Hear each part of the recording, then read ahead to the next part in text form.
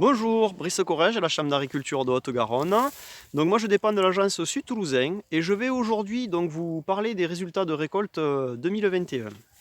Donc comparé à la campagne précédente, on attaque cette campagne avec plus de 10 jours de retard. À ce jour, les conditions climatiques, donc les orages, la grêle subie aux quatre coins du département, ont freiné voire stoppé les récoltes. À ce jour, il est encore trop tôt pour statuer sur quelque rendement que ce soit ou quelque moyenne que ce soit.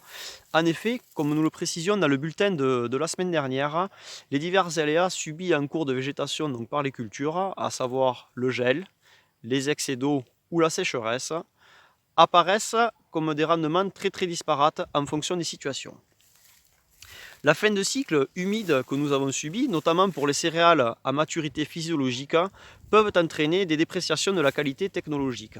Aujourd'hui, ça devient la question numéro 1 dans la tête de l'ensemble des agriculteurs. Donc au niveau technologique, on va parler simplement pour les cultures céréalières, donc on a plusieurs points. Le poids spécifique, donc ce poids spécifique, aujourd'hui, c'est une norme plutôt commerciale que technologique. Il faut savoir que ce dernier est établi à 76 kg par hectolitre pour le blé tendre et qu'il est dégradé en moyenne de 1 point chaque 20 mm de pluie. À cela s'ajoute le TCH, donc c'est le temps de chute de Hadberg. En quelques mots, c'est la capacité d'un blé à être utilisé pour l'industrie de cuisson type panification. Ce taux de TCH est bien entendu dégradé en fonction des précipitations, mais également en fonction des sensibilités variétales. Il faut savoir que le TCH est également dégradé avec de la germination sur pied, l'inverse n'étant pas vrai. Pour les stockeurs, je vous invite à séparer vos lots dont le TCH est faible afin de ne pas contaminer l'ensemble de la collecte.